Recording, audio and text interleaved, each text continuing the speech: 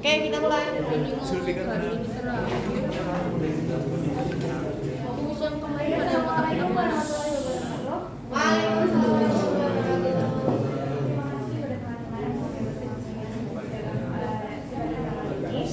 Sebelum mulai dibaca, kita berdoa terlebih dahulu karena kepercayaan masing-masing. Berdoa selesai. Perkenalkan, saya sebagai MP dan saya sebagai moderator ya sebagai pemimpin kali ini. Jadi mari langsung saja kita buka debat kali ini dengan mosi khususnya program kami. Baik, mungkin dimulai dari perkenalan dulu, mulai dari Tom, perkenalan dulu. Nama saya Bapak Sekiri 19. Nama saya Saya Dinas Kementerian Senang. Kenapa saya mau batas umur tidak bisa terbatas? Selanjutnya Hakim Kontra dipersilakan. Nama saya Baru Dharma, absen 22. Saya Zulfikar Abdul Rahman, absen 7. Saya Malika Meisha Rulia, absen 13. Saya Nasana Muhammad ketika dan anggota kami belum ada di Selatan. Baik, langsung saja memasuki sesi pertama yaitu pembuatan argumen. Di dalam pembuatan argumen ini kita berdua masing-masing kita membuat selama 3 menit. Mungkin waktu bisa mulai dari kita.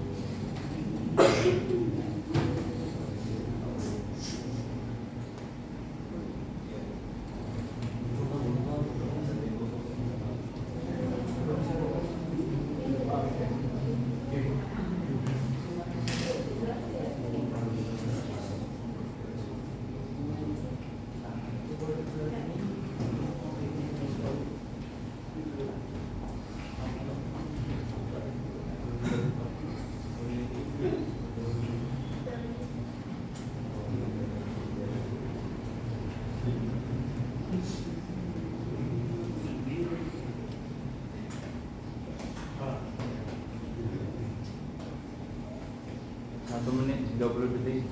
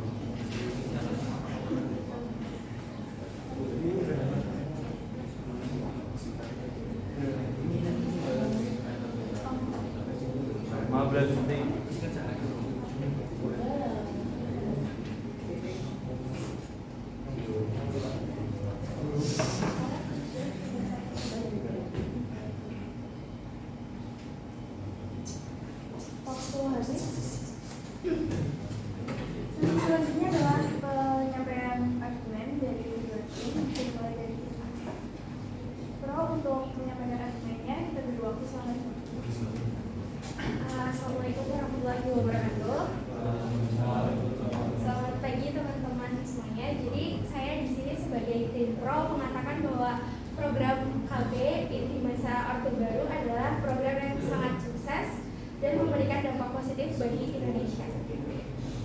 Program Keluarga Berencana atau KB tentunya sangat sukses pada masa Orde Baru. Pemerintahan sangat interaktif menyosialisasikan pentingnya 2 anak cukup. Hasilnya, angka kelahiran menurun dan pertumbuhan penduduk bisa dikendalikan. Ini membantu pemerintah dalam menyediakan fasilitas umum seperti sekolah dan rumah sakit. Bahkan program KB di Indonesia diakui dunia dan jadi contoh untuk negara lain. Jadi program KB di masa Orde Baru adalah salah satu keberhasilan besar. Terima kasih.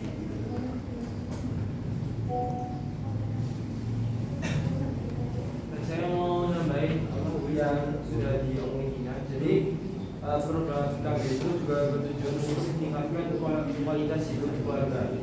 Jadi keluarga dengan jumlah anak yang sederhana itu lebih mampu mencukupi kebutuhan dasar anak seperti biaya pendidikan, gizi dan kesehatan. Saya menambahkan dari mulai meningkatkan kesejahteraan dan juga akan meningkatkan kualitas hidup. Program KB ini juga dapat meningkatkan dari sini pembangunan generasi emas Indonesia. Anak-anak yang lahir dari keluarga berencana ini memiliki peluang lebih besar untuk tumbuh sehat, cerdas, dan sejahtera. Karena menjadi sumber daya manusia yang unggul bagi membangun masa depan. Dan itu juga dapat mendukung efisiensi anggaran negara. Kami membantu negara dalam mengalokasikan anggaran secara lebih tepat. Nah, jika jumlah penduduk terkendali, maka biaya pendidikan kesehatan dan bantuan sosial lebih fokus dan efektif.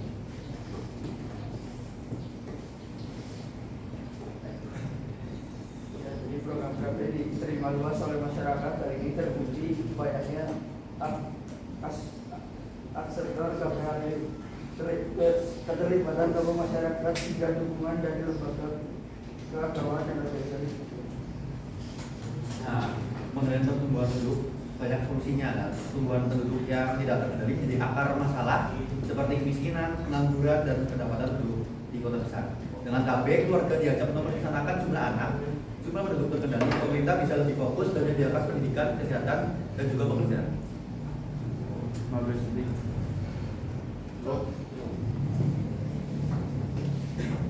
Baik, selanjutnya mengenai argumen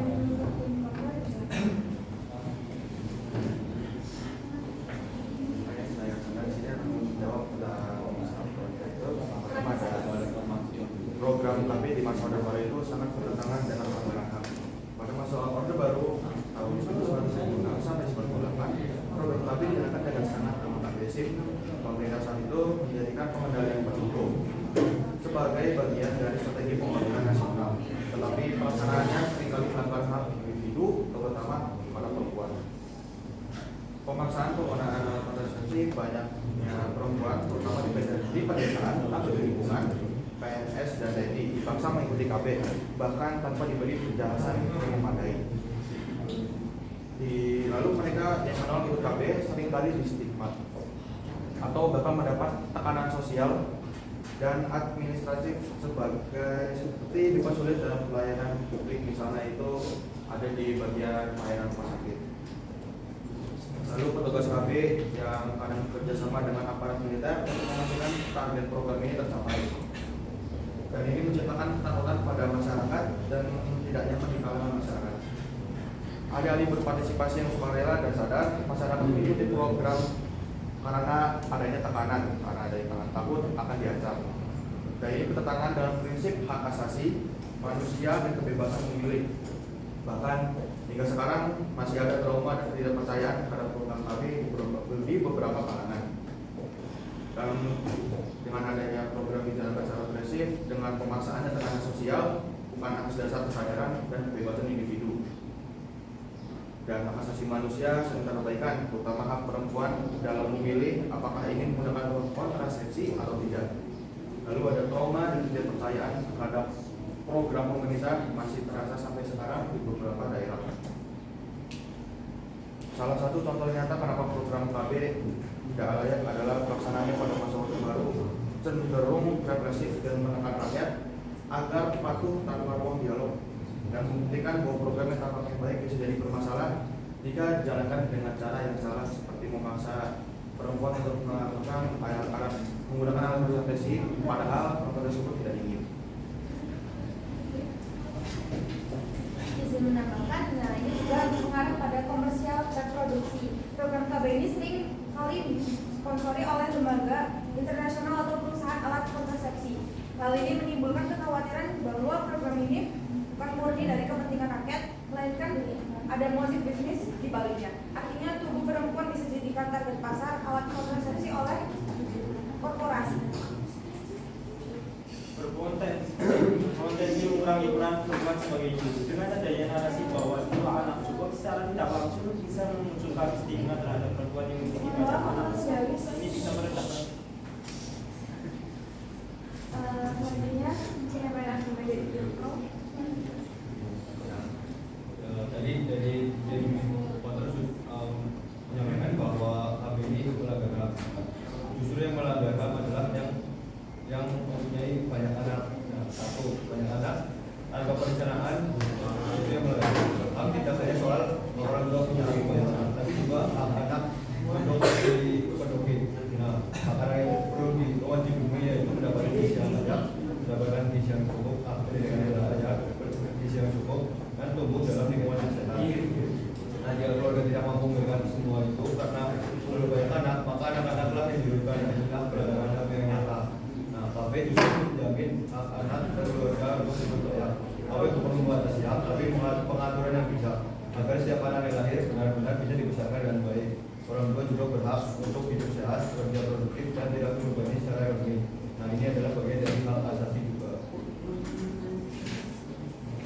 Izin menambahkan juga, kami menghargai pendapat dari tim kontra, namun kami juga ingin menegaskan bahwa program KB ini pada masa Orde Baru bukanlah paksaan, melainkan ajakan dan edukasi. Pemerintahan saat itu memberikan penyuluhan dan fasilitas agar masyarakat paham pentingnya merencanakan jumlah anak. Tujuannya itu bukan untuk mengekang hak, tetapi untuk menjaga kualitas hidup keluarga dan bangsa. Bahkan banyak masyarakat yang merasa terbantu, bukan terpaksa. Terima kasih. Terus menambahkan juga tadi KB itu bukan paksaan ya, tapi pilihan bijak program keluarga berencana di Indonesia bersifat sukarela. Negara itu nggak maksa, tapi beri edukasi dan pilihan agar masyarakat bisa membuat keputusan yang cerdas sesuai kemampuan. Justru KB mendukung hak untuk hidup sehat, pendidikan, dan sejahtera bagi seluruh anggota keluarga. Saya izin menambahkan tadi mau menjawab pertanyaan pasaran tentang soal tekanan sosial terhadap perempuan harus ikut program KB. Nah, kami akui bahwa dalam praktiknya keterlibatan laki-laki memang masih perlu ditingkatkan. Tapi ini bukan alasan untuk menolak program KB, melainkan alasan untuk memperbaikinya. Bahkan sekarang pemerintah sudah mulai mendorong KB pria, sedang mengampanyekan kesetaraan peran dalam keluarga. Jadi program KB bukan menekan perempuan, melainkan sedang dalam proses menjadi lebih adil dan inklusif. 20 detik.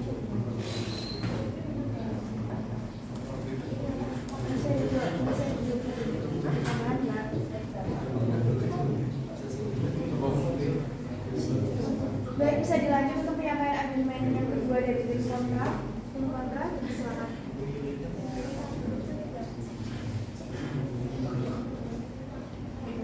Tidak relevan untuk semua wilayah. Program KB bersifat nasional, tetapi kondisi tiap daerah di Indonesia sangat beragam. Di daerah yang tinggi padat penduduk, mungkin KB terasa penting.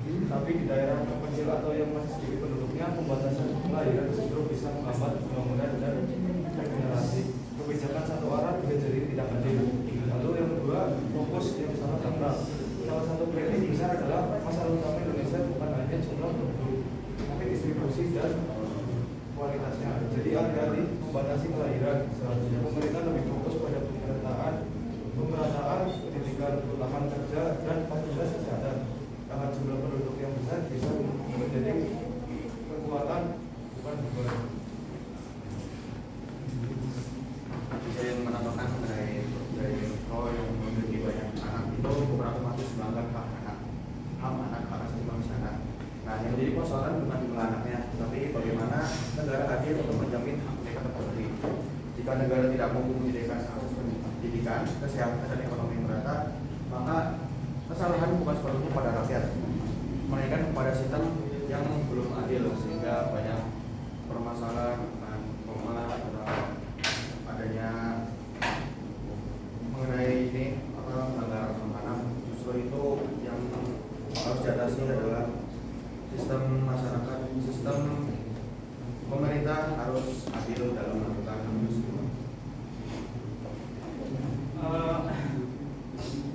mengajukan menanggapi pendapat dari kontra tentang tidak adanya pemaksaan pada KB meski disebut program sukarela. Kenyataannya banyak warga yang ikut program KB di masa ordo karena takut ditekan atau dikucilkan. Aparat desa diberi target dan warga sering tidak diberi pilihan atau informasi yang cukup. Ini adalah bentuk pemaksaan terselubung yang menunjukkan bahwa keberhasilan akan dapat sebanding dengan pelanggaran HAM itu yang terjadi. Izin menambahkan, dan tidak adil menyalahkan orang tua yang tidak ikut KB. Menuduh orang tua yang melanggar banyak anak sebagai pelanggar HAM adalah sikap menyalahkan korban. Banyaknya keluarga justru terjadi karena kurangnya edukasi dan akses terhadap informasi, bukan karena mereka ingin mengorbankan masa depan anak-anak mereka. Bukan hak asasi. Kalau kita bicara HAM, maka HAM memiliki anak juga termasuk HAM. Negara seharusnya menghargai pilihan rakyat, bukan mengatur seberapa banyak anak yang boleh mereka miliki. Perencanaan keluarga itu penting, tapi harus berdasarkan kesadaran, bukan paksaan. Izin menegaskan, kami tidak menolak perencanaan keluarga. Yang kami tolak adalah cara pelaksanaannya yang menekan tidak memaksa dan menyerahkan masyarakat atau mengatasi akar masalah. Pertimbangan sosial, pendidikan yang lemah, dan layanan publik yang masih belum merata. Terima kasih. Baik, terima kasih sebelumnya Mas Joko dan Kontra yang telah menyampaikan rekomendasi. Selanjutnya adalah sesi sanggahan. Lalu menyampaikan sanggahan.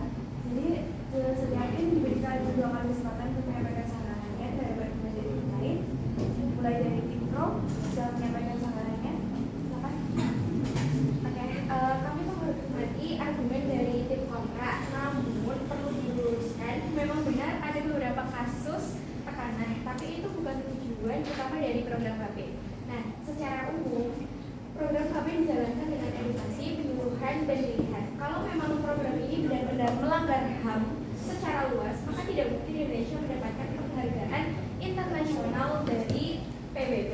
Artinya, secara global, KB Indonesia dianggap berhasil dan bermanfaat. Tujuan utamanya adalah demi kesejahteraan keluarga, bukan untuk menyakiti atau menekan. Terima kasih.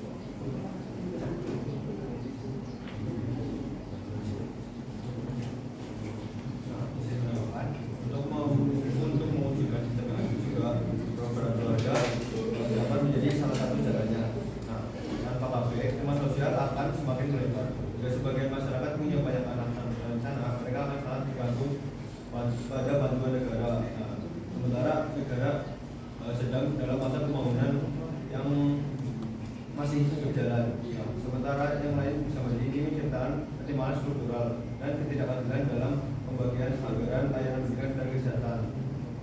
Nah, dan hak anak adalah bagian dari keadilan sosial. KB memiliki hak anak untuk tumbuh sehat, mendapat pendidikan, dan hidup di lingkungan yang layak. Nah, tanpa KB ini, hak ini rawan terabaikan dan itu adalah pelanggaran prinsip keadilan sosial.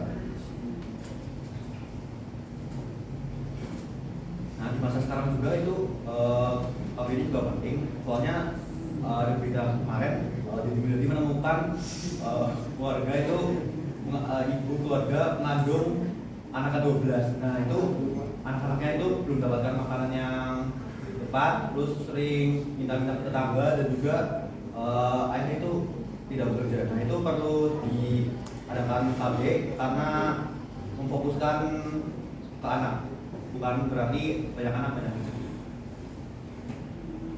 Nah, jadi saya mau menjawab argumennya tentang program KB itu melanggar HAM karena membatasi jumlah anak. Nah, jadi program KB itu tidak melanggar HAM, melainkan justru melindunginya. Program KB tidak membatasi jumlah anak secara paksa, tapi memberi edukasi dan sarana agar pasangan suami istri dapat memilih secara sadar dan bebas berapa anak yang ingin mereka miliki dan kapan waktu yang tepat untuk memiliki anak. menambahkan kami memahami kekhawatiran tim kontra, tapi mari kita lihat secara menyeluruh program kami tidak bertujuan untuk menyakiti tapi justru menyelamatkan saat itu Indonesia sedang menghadapi ledakan penduduk tanpa KPI, angka kemiskinan bisa makin tinggi dan akses pendidikan bisa makin sulit. Kalau tidak ada upaya seperti kami, justru anak-anak akan ada dalam kondisi yang tidak siap dan baik dari sisi ekonomi maupun kesehatan. Terima kasih untuk tim pro. Selanjutnya tim kontra untuk menyampaikan sambutannya. Silakan. Menambahkan mengenai anak tidak hanya ditentukan oleh jumlah dari saudaranya. Nah, anak bukan otomatis hilang hanya karena dia punya banyak saudara. Yang menentukan terpenuhinya anak adalah akses dan pelayanan publik yang layak dari negara. Bukan jumlah anak dalam satu keluarga, banyak anak bukan penyebab, tapi jalan dari perkembangan sosial. Nah, menambahkan dari yang tadi itu melanggar HAM. Nah, yang melanggar HAM itu adalah programnya. Nah, programnya kenapa bisa melanggar HAM? Dikarenakan program tersebut itu memaksa perempuan itu untuk melakukan kontrasepsi yang seharusnya itu mereka tidak dilakukan dengan cara adanya pemaksaan sehingga pengancaman sehingga mereka itu takut dan menjalankan program tersebut dengan adanya ketakutan akan diancam. Masih menambahkan, anak bukan otomatis hilang karena dia punya banyak saudara yang dengan mengatakan tentang KB, anak teralihkan seolah-olah orang tua dengan banyak anak-anak adalah melanggar HAM. Ini tidak adil. Harusnya kita hanya bertanya di mana peran negara. Kalau pendidikan dan kesehatan tidak merata, bukan salah orang tua yang punya banyak anak, tapi sistem yang belum membela rakyat kecil. Menanggapi pernyataan dari yang diakui PBB, itu memang pada tahun dari pada era 1970 sampai 1990-an negara besar dalam lembaga dunia seperti PBB memang mendorong pengendalian penduduk di negara berkembang karena khawatir terhadap ledakan populasi. Jadi pengakuan itu juga lahir dari kepentingan global, bukan hanya karena Indonesia benar-benar menjalankan program secara etis. Banyak keluarga besar yang disitu sukses mendidik anak-anak mereka menjadi orang hebat. Artinya jumlah anak bukan jaminan. Buktinya adalah semangat kerja keras dan dukungan negara, jangan diskriminatif terhadap program lain. Saat program KB dipaksakan, banyak anak atau dapat melihat ibunya dipaksa pakai alat kontrasepsi atau menjadi bagian dari keluarga yang bicara soal ini juga bentuk pelanggaran hak anak secara psikologis dan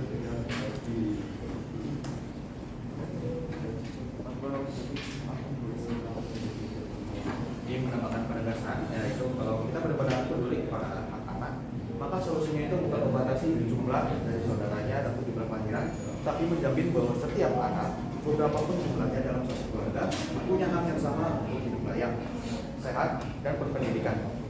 Itu hanya bisa terwujud kalau negara menjalankan tanggung jawabnya dengan adil dan merata sehingga tidak membeda-bedakan masyarakat yang kecil ataupun masyarakat yang kaya, istilahnya itu masyarakat yang setuju dengan program KB dan tidak setuju dengan program KB, sehingga peran negara pada saat itu harus penting dengan adanya dan menjalankan tanggung jawabnya kepada yang berkontrol. Terima kasih. Selanjutnya penyampaian tambahan yang kedua untuk Pemda silakan.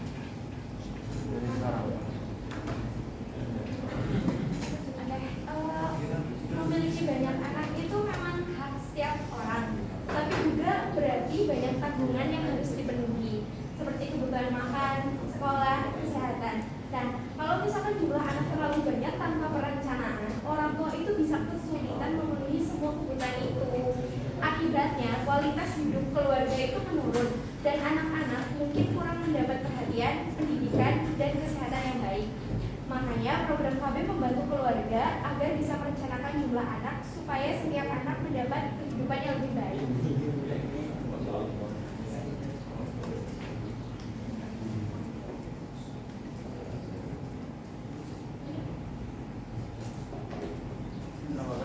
Kami setuju keluarga bukan sebenarnya salah karena melahirkan banyak anak, tapi penting diingat setiap keluarga juga perlu punya perencanaan supaya bisa memberikan kehidupan yang layak untuk anak-anak.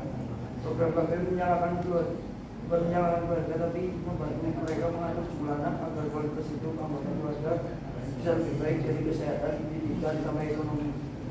Jadi kami itu dukungan bukan menyalahkan.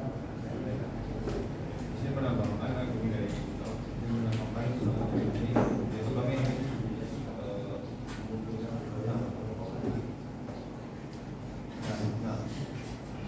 yang dari tim kontra yaitu kami tidak melindungi rakyat kecil, nah justru KP itu membantu rakyat kecil menjalankan keluarga sesuai kemampuan. Rakyat kecil sering memiliki penghasilan terbatas tanpa persyaratan jumlah anak, mereka kesulitan memenuhi kebutuhan pokok, makanan, pendidikan, dan kesehatan. Nah, dan selain itu juga terjebak dalam lingkaran kemiskinan. Nah, dalam KP keluarga bisa menyesuaikan jumlah anak dengan kemampuan ekonomi sehingga tiap anak dapat hidup lebih layak. Tapi juga mengurangi beban rumah dalam keluarga miskin.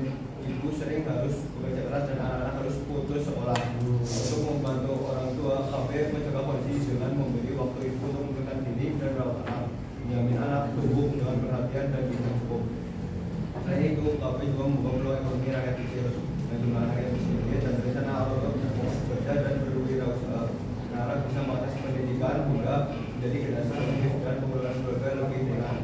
Ini adalah langkah nyata keluar dari kemiskinan. Baik, terima kasih untuk sarannya. Lanjut untuk tim kontra.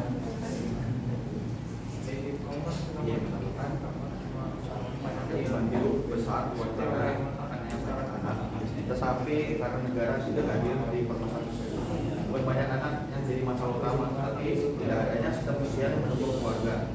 Kalau sekolah mahal, kesehatan sulit diakses dan ada anak ini apakah itu salah yang punya anak tidak, mereka itu adalah salah sistem dari negara itu sendiri. Nah, banyaknya keluarga besar kita kampus dan faktanya di lapangan menunjukkan bahwa tidak sedikit keluarga besar yang berhasil menyekolahkan anak-anak mereka, memberikan dan bahkan menjadikan mereka sukses. Jadi menyeramatakan bahwa banyak anak sama dengan menderita adalah pandangan sempit dan tidak adil. Penggunaan KP tidak menjadi sejahtera. Ada juga keluarga kecil yang tetap miskin, tidak bisa menyekolahkan anak dan hidup kekurangan meskipun ikut KP. Jadi kesejahteraan bukan hanya ditemukan oleh jumlah anak, tapi lebih pada akses terhadap ekonomi dan keadilan sosial. Kami tidak menolak pentingnya perencanaan keluarga, tapi kami menolak pendekatan orde baru yang menghasilkan penurunan angka tanpa menjamin kualitas hidup anak. Anak bukan hanya soal dilahirkan, tapi juga soal tumbuh dalam keluarga yang siap secara ekonomi dan emosional. Perencanaan keluarga seharusnya memberdayakan, bukan menatap. Menekankan jumlah anak bukanlah solusi satu-satunya kalau benar peduli anak. Maka negara harus hadir secara nyata dalam permasalahan tersebut. Membuat sekolah seperti membuat sekolah gratis yang berkualitas dan menyediakan layanan kesehatan secara gratis dan memastikan pangan yang terjangkau karena yang dibutuhkan rakyat bukan dibatasi tapi dibantu.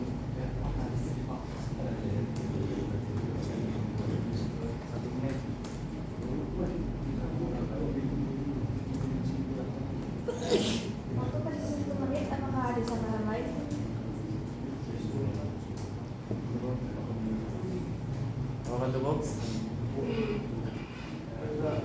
Selanjutnya, negara harus menyesuaikan diri dengan rakyat, bukan rakyat dipaksa menyesuaikan diri dengan program. Jika masyarakat punya banyak anak karena latar belakang ekonomi, budaya, atau keyakinan, maka tugas negara adalah membangun sistem yang bisa menampung kondisi itu, bukan memaksa rakyat bukan menyesuaikan diri demi mengajar rakyat.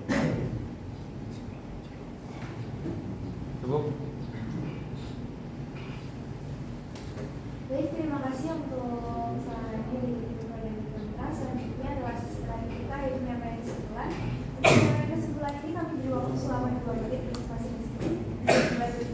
Untuk menyampaikan kesimpulan. Waktu dimulai dari sekarang. Oke, kami sepakat bahwa memang ekonomi dan pendidikan itu memang penting.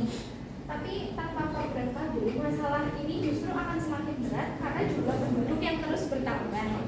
Program KB membantu menyeimbangkan pertumbuhan penduduk dengan kemampuan negara dalam menyediakan layanan pendidikan dan kebutuhan hidup.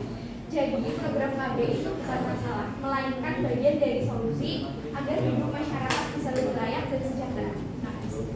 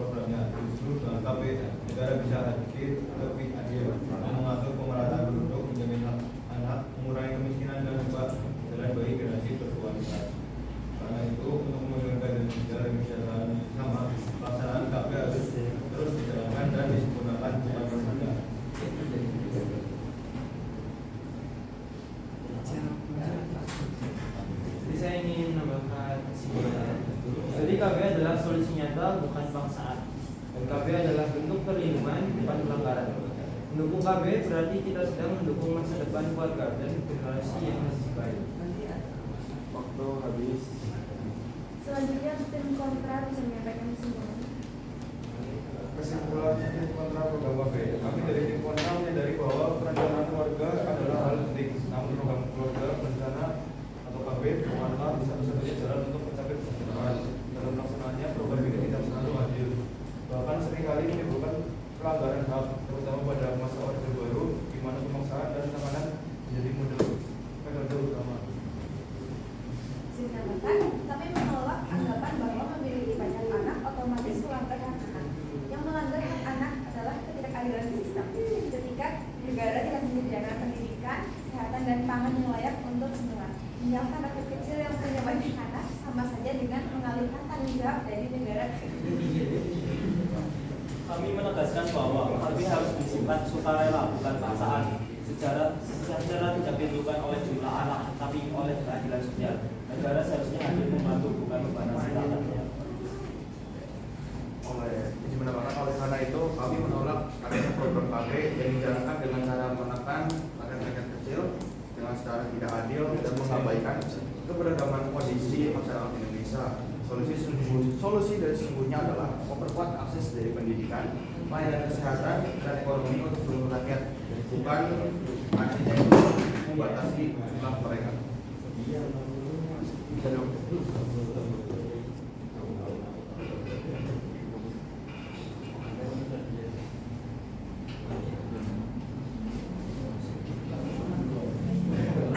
Menambahkan lagi, banyak anak bukanlah masalah, menjadi masalah dalam negara yang tidak mampu menjamin hak dari mereka.